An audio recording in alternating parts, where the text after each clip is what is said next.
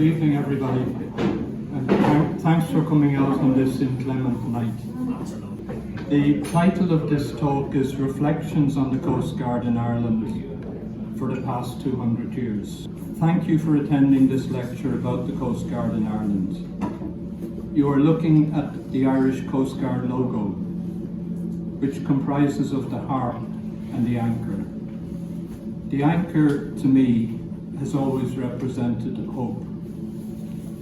In the Coast Guard, hope is important as it drives people during the rescue phase and is equally important during the recovery phase of any rescue. I presented a lecture in 2014 at the Maritime Museum in Dún Laoghaire with the title Coast Guard 1822 to 2014. It was called Hands Around the Country, and that will be explained later.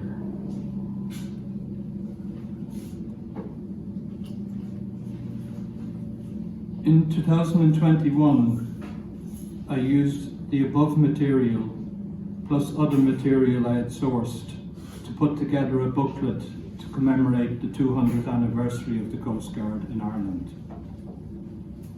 Unfortunately, this publication was shelved at the 11th hour, but I decided to publish it as a PDF document. All the material that I had assembled for the booklet. This was introduced by Lorna Siggins, who I had worked with for many years when she was Marine correspondent for the Irish Times. You can access her introduction by Googling Coast Guard 200 Lorna Siggins afloat.ie. At the end of this article, you will find my email address, and you'll also find a link to the PDF document, which is still available.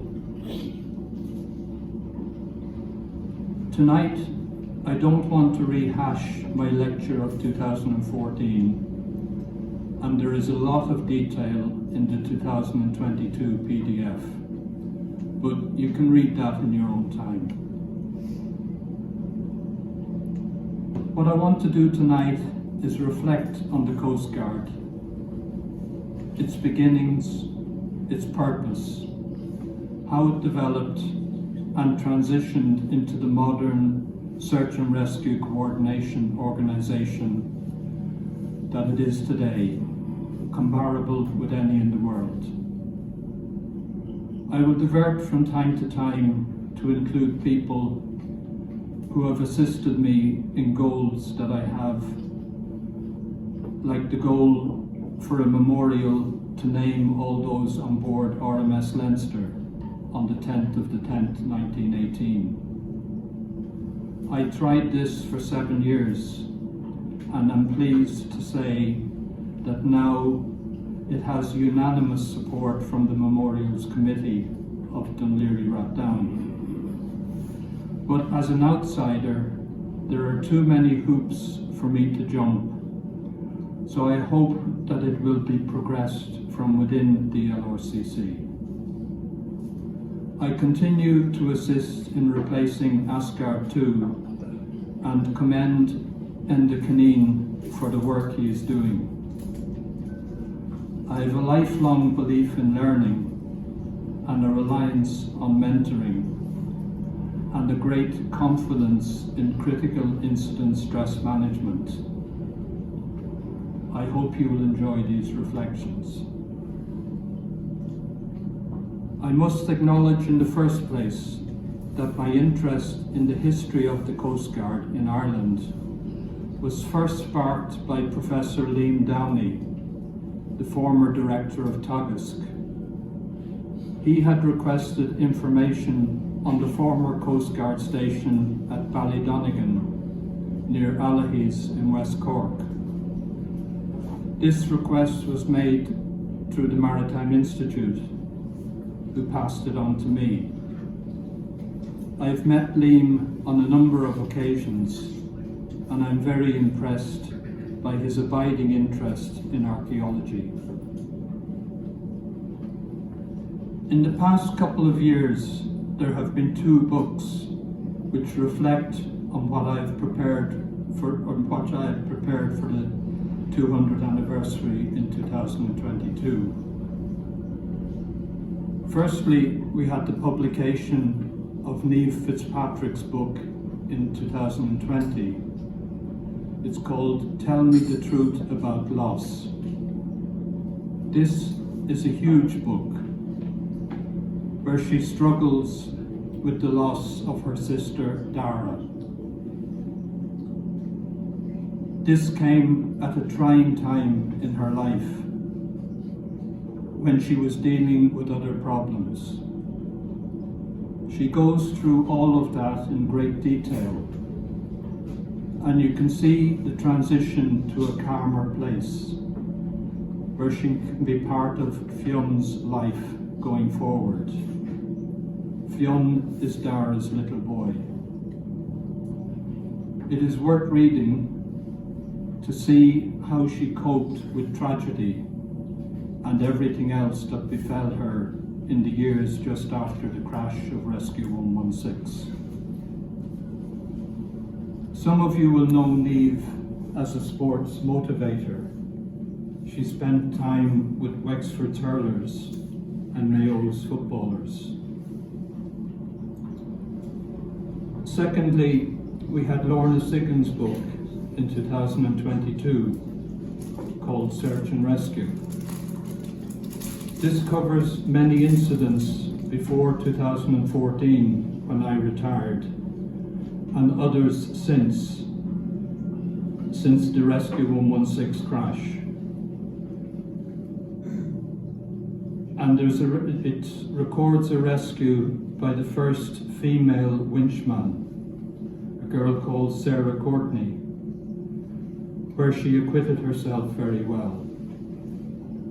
Her crew got certificates of bravery at a subsequent award ceremony, and Sarah got a silver medal for her actions. It's worth listening to the citation. In fading light and worsening conditions, Rescue 117 successfully evacuated the crew of 7 from the vessel in force-dying gales and 10 to 12 meter swell. Without doubt, the lives of the 7 crew on board the fishing vessel were saved due to the collective bravery and physical efforts of the crew of the Waterford-based Irish Coast Guard helicopter Rescue 117. In particular, winchman Ms. Courtney deserves special credit. On this occasion, her individual bravery and physical effort in such arduous conditions showed her to be an individual of immense capability and significant courage. There are 2 other books to note. Damien Tiernan wrote a book in 2007 called Souls of the Sea, which covers the loss of 3 fishing boats on the south coast in January 2007. Damien covers the loss of the Père Charles, the Honeydew II, and the Renegade, with the loss of 7 lives of the 11 crew of the 3 vessels. I put together a PowerPoint review of these incidents for Ireland's first hosting of the North Atlantic MRCC conference held in Dublin Castle later that year. And I used the Honeydew II as my project for a module towards obtaining a diploma in marine surveying. I'll return to this later. David Courtney wrote a book in 2008 called 9 Lives, which tells us of his life his involvement with the Irish Coast Guard and rescues he took part in. It is difficult to reconstruct incidents, and I always took care to put as much detail as I could into SITREPs. These are the situation reports that are done on every incident run by the Coast Guard. This meant that they could be cross-checked with phone recordings as necessary. One of the stories David tells is the story of the Belderrick Cave incident, or rescue, which happened in October 1997. For a number of years after MRCC Shannon transferred to Dublin, MRCC Dublin coordinated all serious incidents using the local radio stations of either Mallinhead or Valentia to do communications. In reading David's account, I remembered that a helicopter transferred the Garda divers to Mayo that night. It was a busy night, and I always recall talking to David when he got back to Shannon. That chat took a long time as he talked the incident out of his system. It's one of the reasons why I took such a keen interest in critical incident stress management. Excuse me. After the Waterford helicopter crash of Rescue 111 in July 1999. But let's go back 200 years.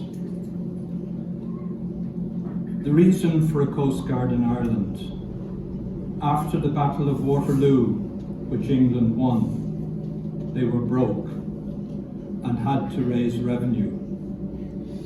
They set about imposing taxes and tackling smuggling.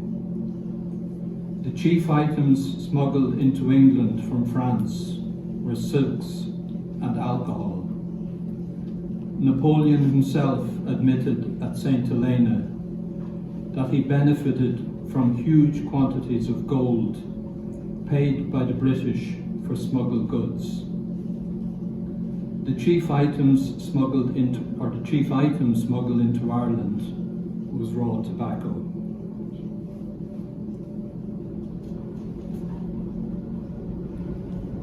Here is a picture of a flasker.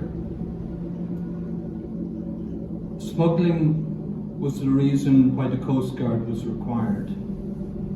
It was preceded by the Water Guard in England from 1809 and was introduced in Ireland in 1819 by James Dombrain. The Coast Guard Act of the 15th of January 1822 established the Coast Guard in England, Scotland and Ireland, and Dombrain became the first Inspector General of the Coast Guard in Ireland. If you refer to my document, you will see that smuggling was seen to be a right at every level, as seen in the words of the Smuggler's Song by Rudyard Kipling. Dombrain's story is set out over a number of pages, and even though I asked the question, was he a humanitarian or a traitor, you will see clearly how I feel about him. He defied the British government by distributing food from his Coast Guard stations during the famine, which started in the west of Ireland in 1831. His Huguenot origins may account for his humanity. They were brutally oppressed by Catholics in France, but he clearly identified the underdog in Ireland. He was independently wealthy and built number 36 Lower Leeson Street as his Dublin home, and completed a number of other houses on that street in time. Initially, Coast Guards were placed in West Cork. They were equipped with boats. They patrolled inshore in these boats. They had two types of boat. The first, a 6 or 8 oar boat, 30 feet long, called a galley, and a smaller 4 oar boat called a gig. These were all trained boatmen, and they turned out whenever a tragedy occurred. Their boats predate the RNLI, but as the RNLI started to be set up around Ireland, they were the first to volunteer.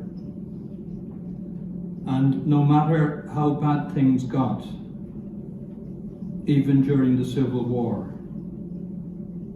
boats or boathouses were never destroyed, as they were seen as part of the life-saving infrastructure. Ironically, the site of the first Coast Guard station became the location of a €440 million cocaine drug seizure at Dunlock Bay in West Cork in July 2007. A 60-foot catamaran, the Lucky Lady, had brought 70 bales of the substance from Trinidad. Much of it was recovered by local lifeboats. Coast Guard stations were built around the entire coast of Ireland, and there were eventually 227 stations, about 10 miles apart. Each night, Coast Guards patrolled from one station to the next. In an area close to Kilmore Quay, the Coast Guards were required to bring back stones to prove they had done their patrol. These stones, the size of large eggs, were not found locally. The stones were used to construct the compass rose in the picture, which is still in the garden of the local Coast Guard cottages. Dunbrain loved to tour around Ireland each year by sea and to visit Donegal, where he bought the Dunlewy estate, which he was introduced to in the first place on a hunting and fishing trip. He sold it a few years later to James and Jane Russell from London in 1845.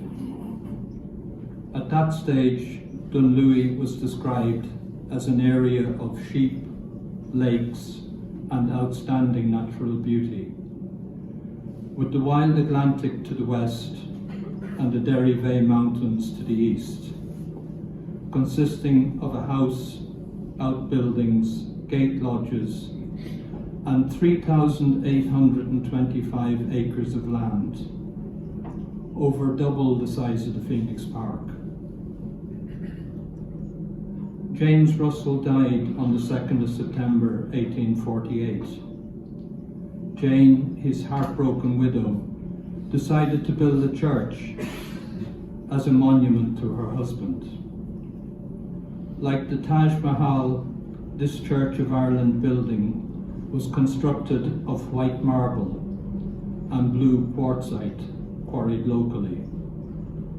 Today it lies in ruins, but makes a spectacular statement in the Donegal landscape. One of James Dunbrain's contemporaries was Lord George Hill, who he introduced to Gweedore. Hill's family seat was at Hillsborough Castle, County Down. He was a fluent Irish speaker and became involved with preserving Irish literature, music, and folk tradition. With his inheritance, he bought 23,000 acres of land, over 13 times the size of the Phoenix Park, around Gweedore and some offshore islands, including Gola. He built the port of Bunbeg and ran the Gweedore Hotel, which entertained many notable people, and 2 leather-bound visitors' books have now been preserved by Donegal County Council. Hill was chairman of the Local Relief Commission for County Donegal during the famine. He sold grain at a loss to help tenants. They say that the people of Gweedore fared better than most during the famine. Meanwhile, James Dunbrain was a member of the Central Relief Committee, this committee was established in the Mansion House by Cardinal Cullen and the Lord Mayor, and many Quakers moved to Dublin to be on hand daily to help. Dunbrain fed people from his stations. Apart from distributing official relief, his officers and men raised a fund of £429, which was used for relief at their stations.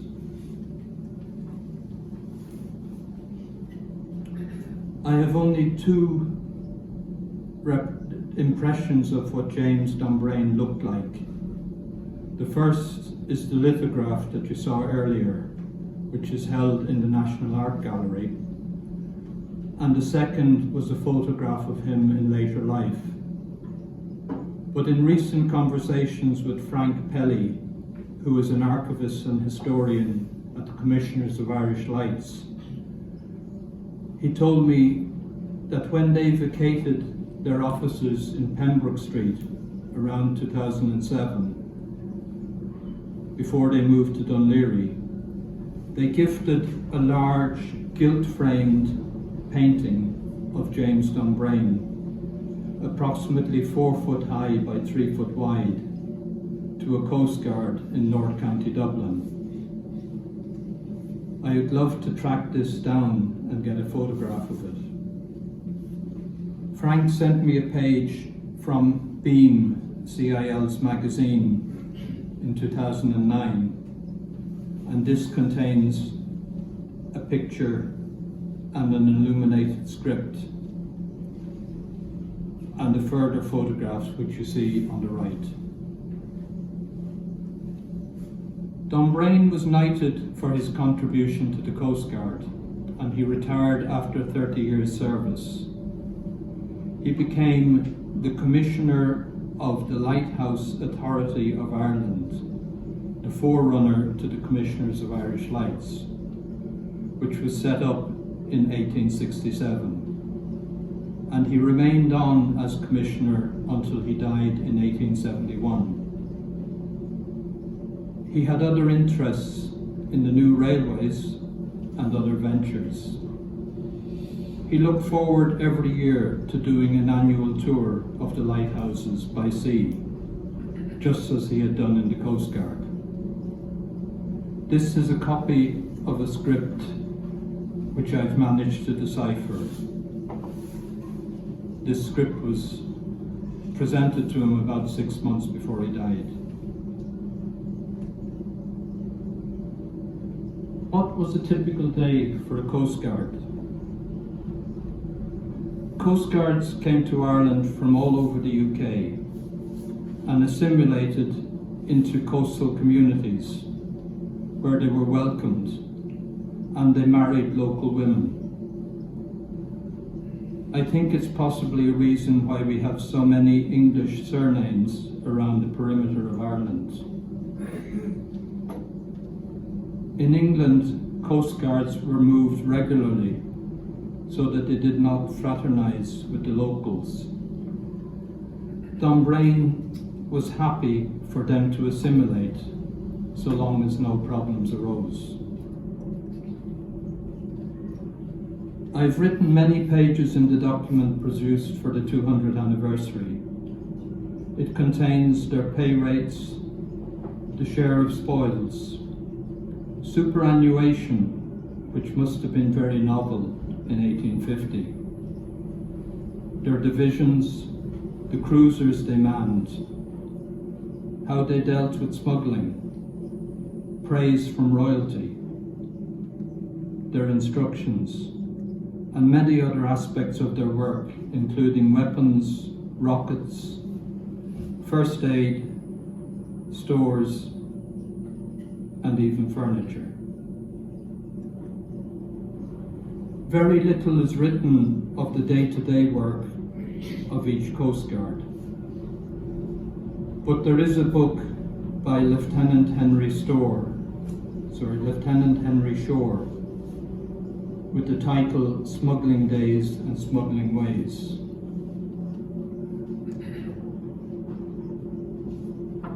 And it gives some insights into their work. The work was terrible, an old Coast Guard told the author.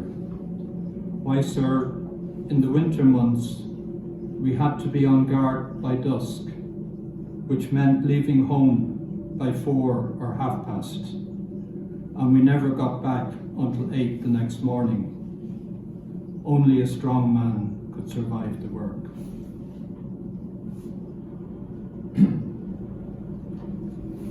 I was fortunate to get an introduction to Chris Dorr McCarthy at the National Folklore Collection, and he photographed a full story for me. I will let you read that in your own time. It's the story of Pedlar's Lake, which tells the story of Coast Guards in County Kerry. In 1937 and 38, children were asked to write down stories from their parents and grandparents. It's the only time this has ever been done. And going back 2 lifespans at that time would have covered the famine. In 1856, control of the Coast Guard was transferred to the Admiralty. Its responsibilities ranged from those in the Coast Guard Act of 1856 of assisting vessels in distress, taking charge of wrecks, operating life-saving apparatus, participating in lifeboat service, and searching for mines lost at sea. They also had duties of signalling, telegraph, buoys, lighthouses, wild birds, and rare fish washed ashore. The schooner Sarah Ann of 100 tons was wrecked off Balbriggan on the 1st of February 1873. Coast Guard Chief Officer Dalton sent to Skerries for a lifeboat, which managed to get a breeches buoy set up, but with deteriorating weather, this line broke. 6 of the 10 lifeboat men were drowned. All the crew of the vessel perished. Thomas Woodley, William Scantlebury, Robert Ellison, and Lot Sim survived. They each received a Tallier Medal and £10 from the Fund for Succour of Shipwrecked Strangers. At the inquest, there was an interesting view from Captain Moriarty of the Royal Navy that although Coast Guards who formed some of the crew of the Skerries lifeboat were experienced seamen, their main duty was to preserve the revenue. and not, as unfortunately was perceived, the duty to save lives. Thomas Woodley became Chief Officer at Hope and retired in 1893. His medals were presented to Captain Liam Kirwan, the first Director of the Irish Coast Guard, in 2004, by his granddaughter, Miss Monica Daly. In the photo, you can see the original Coast Guard station. A new station was opened in 2001, and Woodley's medals take pride of place there. And Colin Murray, the officer in charge there at the moment, has kindly brought them along for you to see this evening.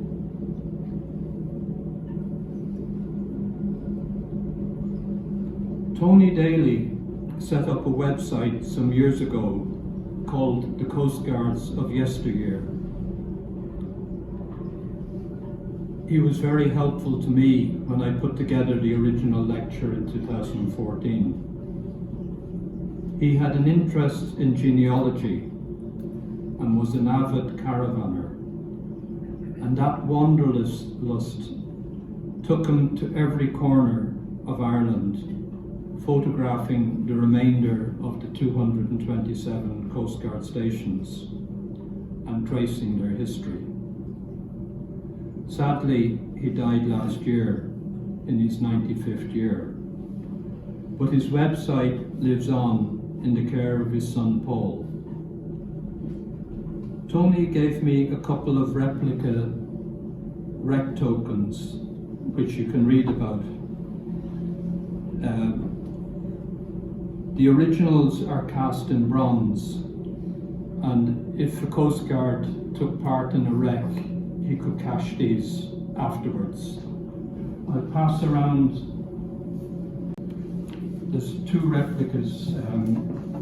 One is Irish, one is English. Among the many jobs that the Coast Guard was that they helped to produce fisheries reports, which were published annually from 1868 until 1895. These contain details of the number of craft, men and boys fishing in each division, the type of fish and quantity, loans on boats and construction of piers. Don Brain, in his time, was involved in setting up deep-sea fishing with Lord George Hill. But they discovered that even landing good catches was not enough, as there was no market for the fish. They lost money and wound up their concern.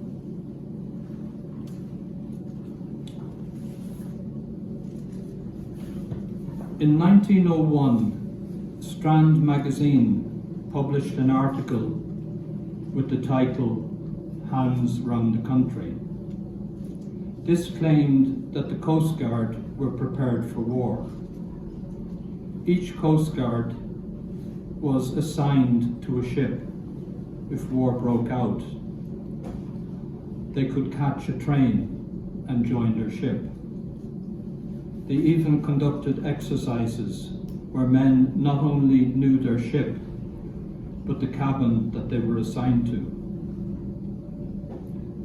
In 2013, at the Area Officers Conference in Salt Hill, 30 of those who attended linked arms to replicate this scenario. The missing link was their colleagues in Northern Ireland. As publicity for my lecture, I invited area officers from Skerries, Hope, Dunleary and Wicklow to come to the operations room in Leeson Lane one evening. There is a wall made up of 8 screens which display various states of readiness, tides and other essential data. The 4 in the middle usually show the automatic identification system, the plot of the AIS system for Ireland. I had worked out how to input a photograph into all 8 screens. So I used the photograph of British Bay as a background for this photograph. The boast of 1901 was to have a sad ending on the 22nd of September 1914, just 3 months into World War I. In just over an hour, a single U-boat, U-9, sank 3 Cressy-class cruisers, the Abaker, the Hogue and the Cressy, with the loss of 1,459 men drowned and 837 rescued. The men were mainly reservists, and those reservists were all Coast Guards. Cressy was launched in 1899, so these vessels were only 15 years old or less, but deemed obsolete, being replaced by the dreadnought cruisers. It's a pity that reservists were only deemed suitable for such vessels. They paid a heavy price, and many more vessels were lost before it was recognised that Coast Guards would be better deployed ashore.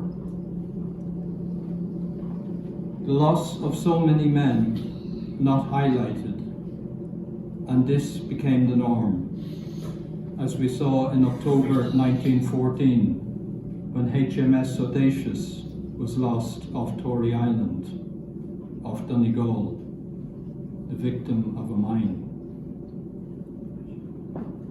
On this occasion, there was only one casualty on a support vessel who was picking up survivors. He was killed when shrapnel from explosions on the ship while the ship sank.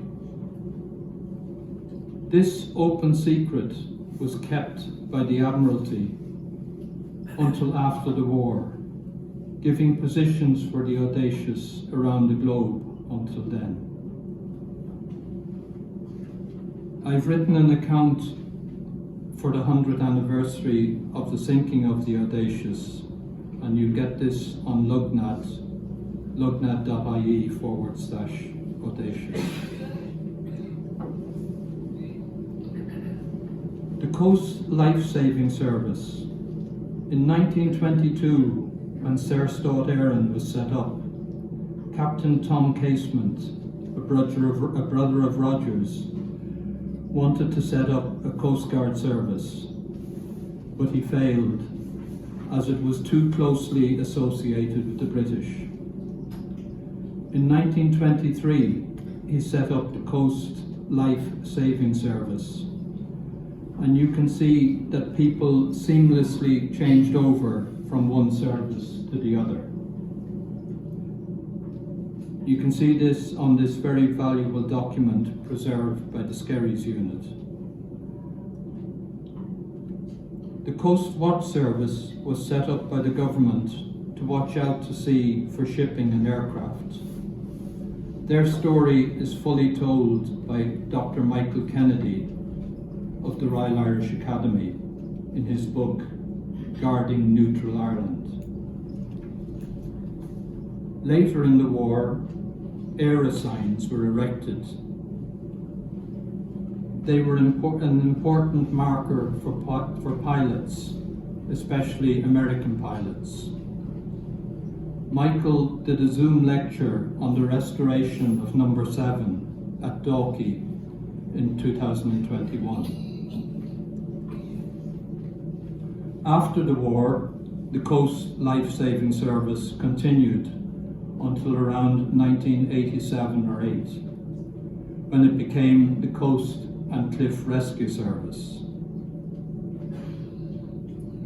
The Coast Life-Saving Service got training about 4 times a year and carried out breeches buoy rescues, like the one at Inisheer in 1960. to rescue the crew from MV Plassey.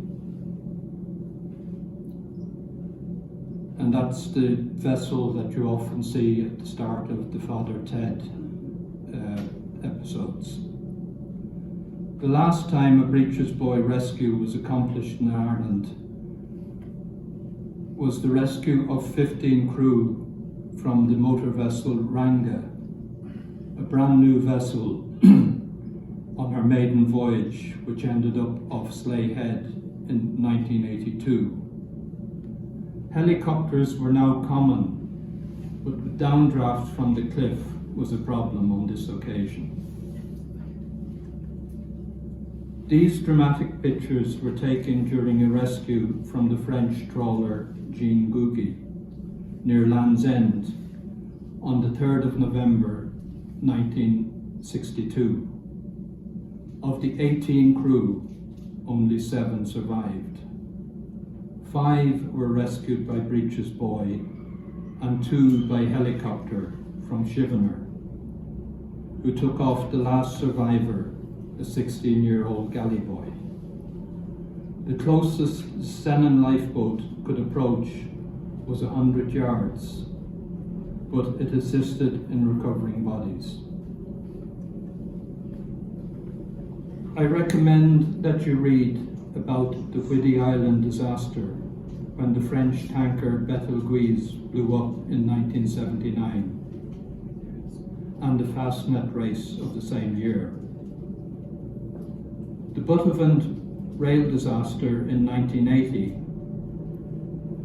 was not a marine casualty, but people worked in very hazardous circumstances, just as Coast Guard volunteers do.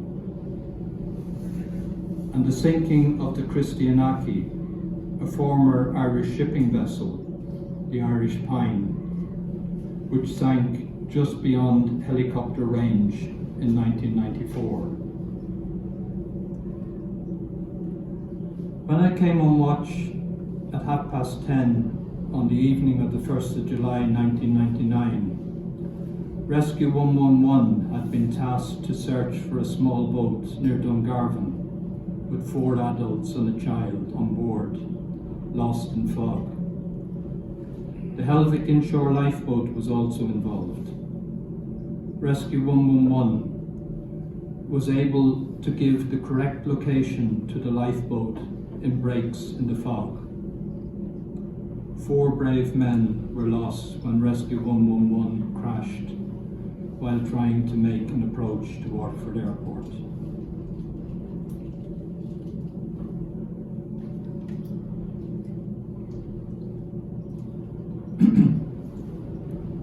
On the 19th of July 2001, I recorded an interview with Derek Davis on the shoreline in Dunleary for the RTE1 television show Out of the Blue, which he posted. Derek was interested in my transition from a Merchant Navy radio officer to a Search and Rescue Co-Ordinator at MRCC Dublin. We discussed this, and he threw in a curveball. There was a controversy at the time about the listening watch on Channel 16, the International Distress Call-Up and Reply frequency on VHF. With the advent of the Global Maritime Distress and Safety System, GMDSS, there were moves to automate this service. He said that as a sailor, he hoped it would always continue. I agreed, and thankfully, over 20 years later, we still have it.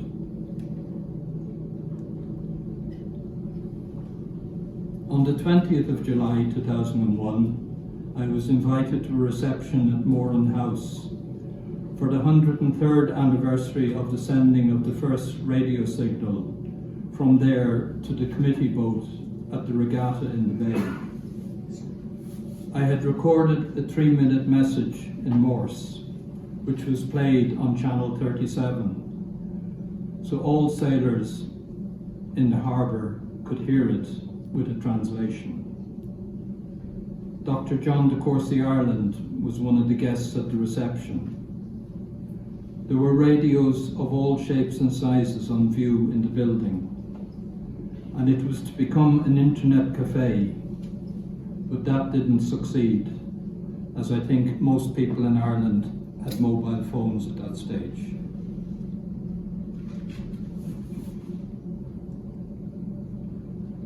Please find time to read about the beginnings of the need to expand the helicopter service in the West Coast Search and Rescue and Action Report. You can also read how Search and Rescue was established in the report of the review group of Air Sea Rescue Services. You can see how the Belder cave rescue was accomplished and how over 1 million Irish punts was spent on the extensive search for the fishing vessel Carrickatine using side-scan sonar for the first time.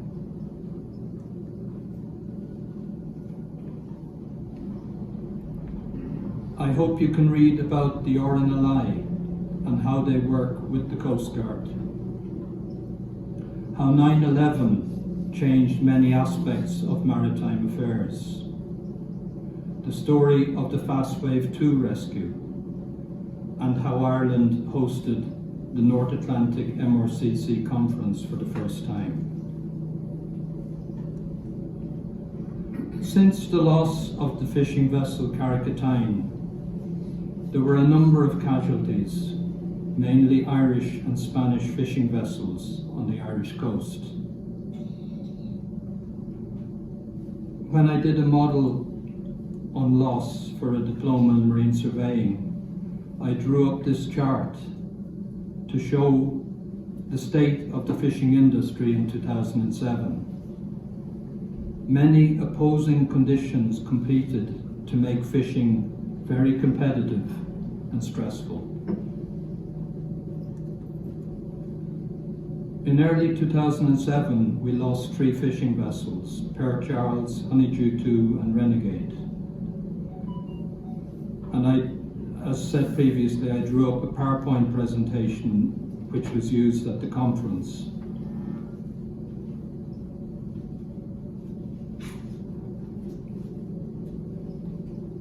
Anyone who's ever drawn up one of these charts has my sympathy. It attempts to show the first few hours of a search and rescue, how it develops, what actions are taken, and the escalation procedure. No 2 rescues are the same, but you keep evaluating how it is developing, widening your search, and using your resources in the best possible way. Adrenaline plays a big part, and you call on reserves you never thought you had. This is the first few hours of the Honeydew 2 search.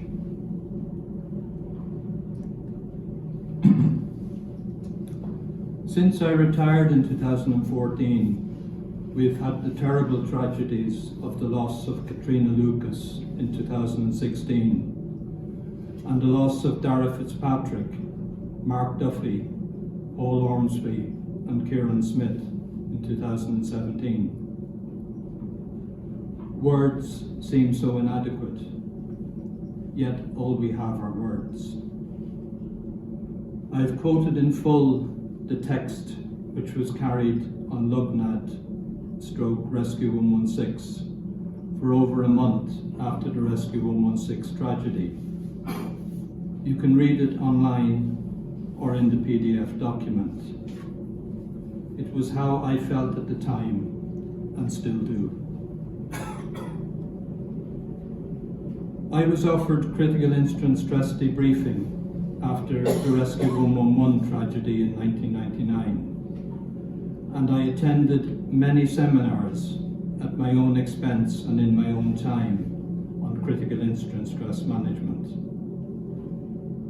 I got the opportunity to do a master's in emergency management in 2009, which I completed between 2010 and 2012. There was only ever going to be one subject, and that was critical incident stress management. I interviewed many people for the dissertation. It included 2 senior firemen and an ambulanceman from FDNY who lived through 9/11. The lady who set up CISM in Northern Ireland during the Troubles, a Stardust survivor, RNLI operations managers, British and Irish Army officers, and others, a total of 23. The hope then was that CISM would become unified, but I think it's still done in silos. Each service run it differently. But no matter, it's a wonderful facility and should always be availed of after stressful situations. Captain Jeff Livingston was the first Chief of Operations in the Irish Marine Emergency Service when it started in 1993. In his career, he served with the British Merchant Navy, with Bell Line, and he became the Harbour Master at Rosslare. Jeff was a great interface with the public and was a great orator on TV or at gatherings. He was word perfect, no M's or A's. He was a joke-a-day person, but the jokes never stuck. Jeff retired in 2008. Captain Liam Kirwan was a cadet with Irish Shipping.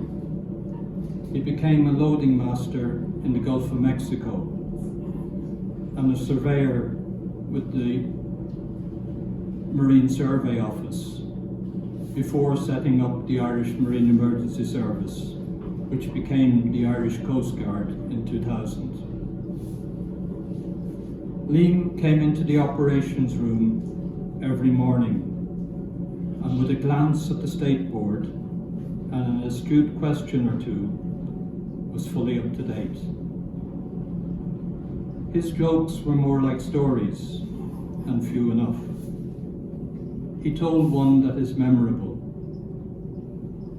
I'm sure many of you remember the insurance men who used to call from door to door every week, taking small payments for critical times. Liam's wife Anne met the insurance man at the door as usual when one of his lads came rushing out to announce, "Barney Rock is dead." The blood drained from the insurance man's face. Anne retrieved the situation by announcing they had 2 goldfish, one of which was called Barney Rock. Liam retired in 2007 and served on the board of the RNLI for a number of years with Robin Middleton, CBE, who gave a memorable lecture in Dunleary and Cork in 2013 on the MSC Napoli.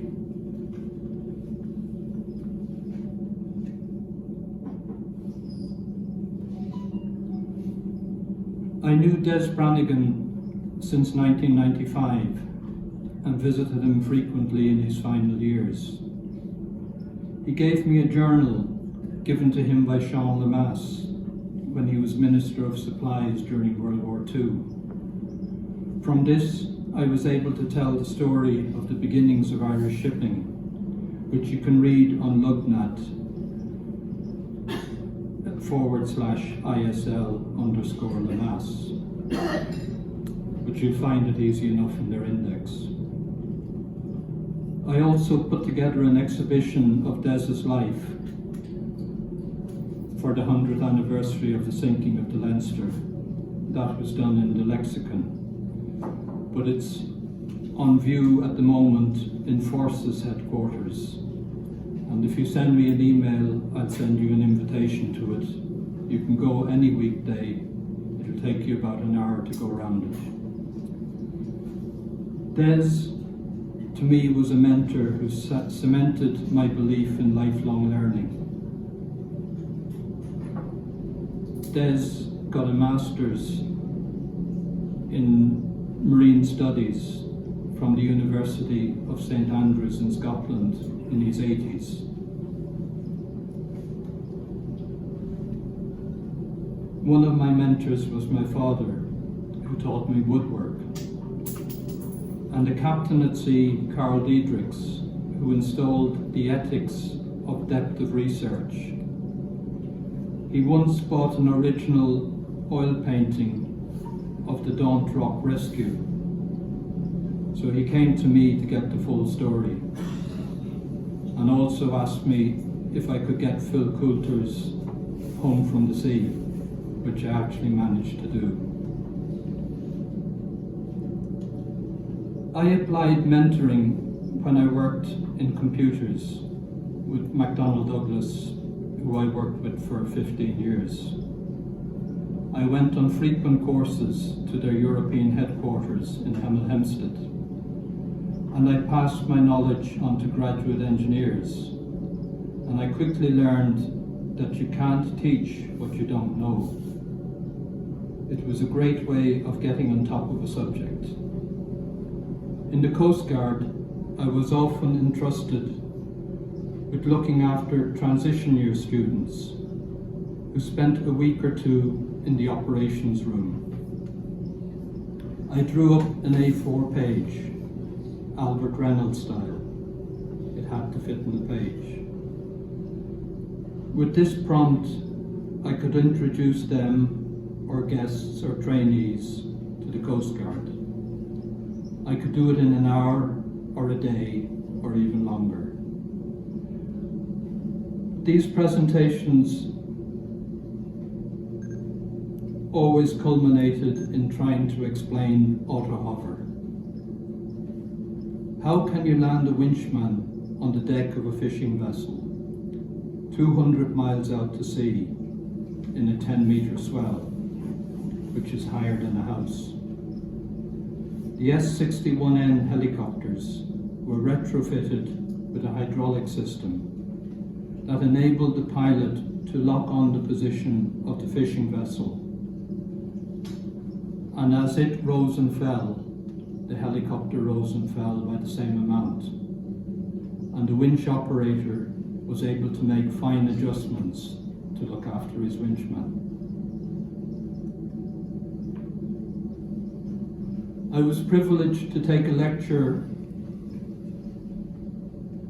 on the Dublin Port diving bell around 10 venues, including all the yacht clubs in Dublin Bay in 2016 and 17 to raise funds for Atlantic Youth Trust, who are now well on the way to replace Asgard 2 with a wonderful vessel called Lady Ellen, which will become Grace O'Malley in a year's time when all the modifications have been done.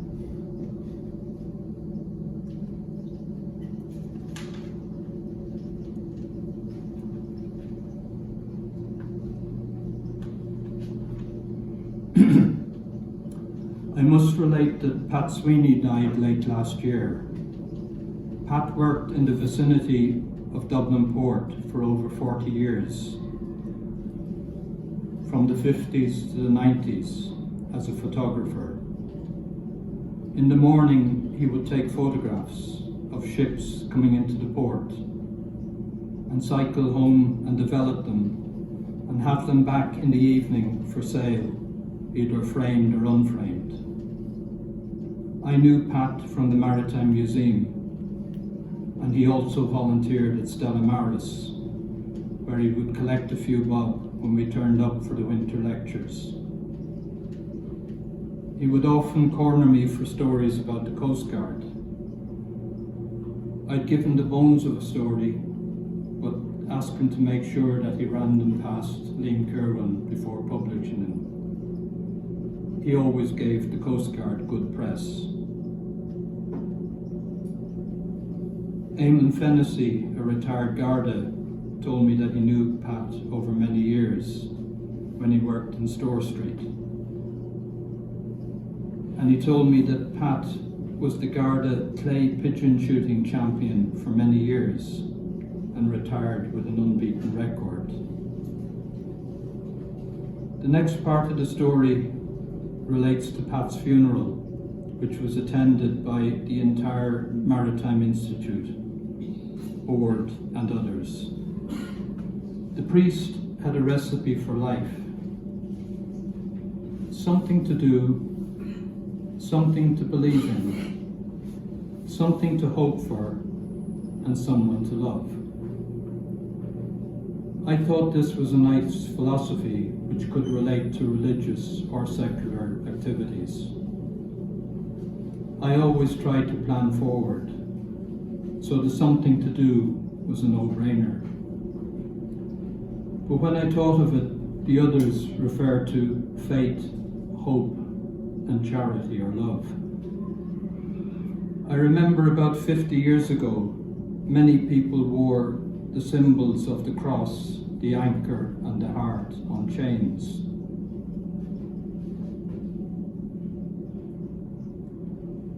I also remembered a photograph that Cormac Loud had showed me some years ago, and I asked him for a copy. Here, this grave in Glasnevin has the same symbols on the headstone. It's not possible to see the dates, but on the main panel you can see 1866. So these people lived through the famine. They say that faith, hope and love, that the strongest is love. But I would make a case for hope, particularly as applied to the Coast Guard. When I circulated my PDF document last year, I got an email from Simon Coveney, the then Minister for Foreign Affairs and Defence. He complimented me on my work and said that I enjoyed your document, that it opened and closed with hope, because the Irish Coast Guard bring hope to those in distressful situations, time and time again. A member of Poolbeg Yacht Club and an old gaffer died the summer before last, outside the lifeboat station in Dunleary, being cared for by the lifeboat crew while awaiting an ambulance. I contacted local politicians about the need for a defibrillator. I found out that Letty McCarthy had been campaigning on this since 2017. A private donator provided a defibrillator for the lifeboat, which is now available 24/7. Letty's work is paying off, and when she was Cathaoirleach, a defibrillator was provided at the end of the East Pier, seen here beside the lifebuoy. They've been rolled out to many parks, towns and villages and in housing estates. What is missing now, and I've pointed it out a number of times to the Council, is the need for a map and a list of where these defibrillators are and their availability. This includes many public buildings, sports clubs and shopping centres. The provision of the AED devices inspire hope. We are all aware of the disappearance of Nicola Bulley in Lancashire in England. Pictures were shown at the time of the many yellow ribbons tied to bridges and railings in the area, and one filmed by the BBC. There was a message: hope is the last thing ever lost. Kiss, kiss. I'm almost at an end. Colin Murray, as I told you earlier, the officer in charge at Hoth, has kindly brought along the Woodley medals to us tonight. And a member of his unit who bought a cottage recently found a sword and a telescope, which they intend to do up and have on display in their Coast Guard unit. But when I talked with Colin a few weeks ago, I mentioned defibrillators, and he told me of the work done by his unit. And thanks to their efforts, there are 5 defibrillators in the Hoth area, and one of his guys makes sure they're all fully serviced. He also told me that defibrillators should be registered with the ambulance service, and there's also an app. I found out since that you should register with the Community First Response, and they pass on the information to the National Ambulance Service. The app can be downloaded to your phone from Play Store, and it's called AED Locator. And we need to get on to all the people who have defibrillators to make sure that they register. I live up in Sandyford. I can see the one at the end of the East Pier. It tells me exactly how far away it is. It tells me it's available 24 hours. Ones that are only available for limited hours, there's another button on the app that tells you where they are. They're all out there as the crow flies from where you are. And even when I was in Lisbon a week ago, I looked into the app, and the closest ones were on the Cork coast, 1,400 miles away. So that app works. By having the app, we don't need a map now, and we don't need a list. We all need that app. I'll end on that, and thank you very much.